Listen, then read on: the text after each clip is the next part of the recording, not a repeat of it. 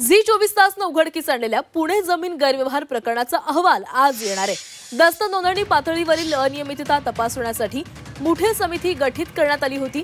ही समिती आज अहवाल सादर करणार आहे। या प्रकरणी रवींद्र तारू यांचं निलंबन करण्यात आले, मात्र विभागीय स्तरावर त्यांची चौकशी करण्यात आलेली आहे।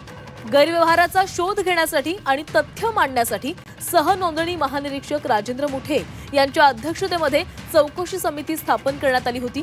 समितीने चौकशी पूर्ण केली असून हा अहवाल नोंदणी महानिरीक्षक मुद्रांक नियंत्रणाकडे सादर करण्यात येणार आहे। हा अहवाल सादर केल्यानंतर नेमकं यामध्ये दोषी कोण आहे हे समोर येणार आहे।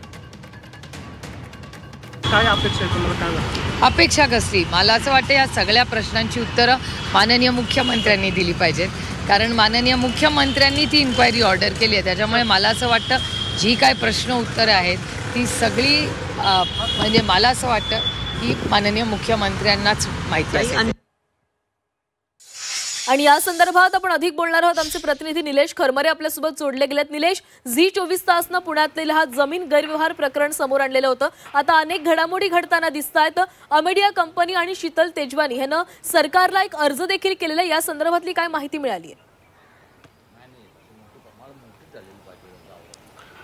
खरं तर आता संपूर्ण राज्याचं लक्ष लागलेलं आहे। खरं तर आज मुद्रांकन शुल्क असेल किंवा नोंदणी विभाग असेल, या दोन्ही विभागाला एक अहवाल सादर केला जाणार आहे। राजेंद्र मुठे यांच्या समितीचा हा अहवाल असणार आहे आणि काही वेळात हा अहवाल आहे तो सादर केला जाणार आहे। महत्त्वाचं म्हणजे हा जो अहवाल आहे ते राज्याचे मंत्री बावनकुळे साहेब हे सुद्धा अर्ज आहे तो अहवाल आहे तो पाहणार आहेत। खरं तर या प्रकरणामध्ये जर बघितलं तर प्रामुख्याने या प्रकरणामध्ये जे दोषी कोण आहेत याचा नमूद या अहवालामध्ये करण्यात आलेला आहे।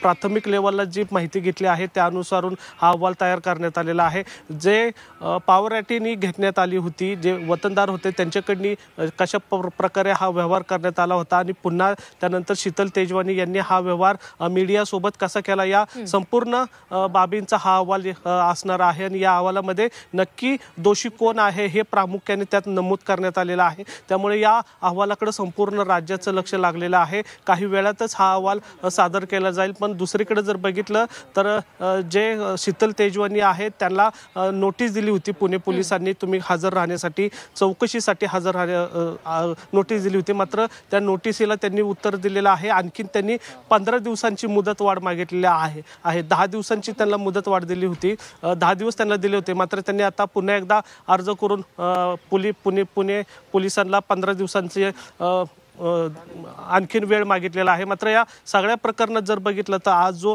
मुठे समितीचा जो अहवाल येणार आहे तो फार महत्त्वाचा असणार आहे, कारण त्या अहवालामध्ये काही गोष्टी प्रामुख्याने नमूद केलेल्या आहेत। ज्या प्रकारे तहसीलदार असतील किंवा दुय्यम निबंधक असतील तारू यांचा कसा यांची चैन आहे हे सुद्धा त्या अहवालामध्ये नमूद केलेले असल्याची शक्यता आहे। आणि त्यामुळं मीडिया कंपनीचा या प्रकरणामध्ये नेमका रोल काय आहे आणि त्यांचे जे दोन पार्टनर आहेत म्हणजे पार्थ पवार असतील किंवा दिग्विजय पाटील असतील यांची त्याच्यामध्ये भूमिका काय आहे ते सुद्धा याच्यात स्पष्ट होईल। ज्या प्रकारे त्यांनी हा व्यवहार केला होता, शीतल तेजवानीकडनी पॉवर पॅटीनी घेऊन मीडिया कंपनीने ज्या पद्धतीने हा व्यवहार केला होता, त्या महत्त्वाच्या काही दस्तावेज आहेत ते या अहवालामध्ये नमूद करण्यात आलेले आहेत। आणि दुसरीकडे जर बघितलं तर हा जो दस्त तयार केला होता किंवा जे हे व्यवहार केला होता त्याचेही कागदपत्र या अहवालामध्ये नमूद करण्यात आलेले आहे, जेणेकरून हा व्यवहार जो आहे तो कशा प्रकारे करण्यात आला होता त्याच्यातल्या काही त्रुटी आहेत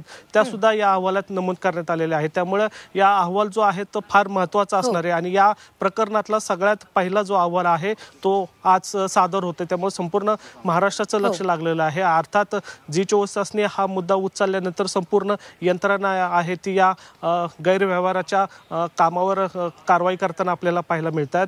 तर एवढंच नाही तर आज बावनकुळे साहेब जे आहेत ते काही अधिकाऱ्यांशी चर्चा सुद्धा करणार आहेत आणि त्या चर्चेमध्ये जर काही अधिकारी आणखीन काही अधिकारी जर दोषी असतील तर त्यांच्यावर त्याच वेळी कारवाई करण्याची शक्यता। नक्कीच निलेश, तर या अहवालाकडे साऱ्या राज्याचं लक्ष लागलेलं आहे। धन्यवाद तुम्ही दिलेल्या सविस्तर माहितीसाठी।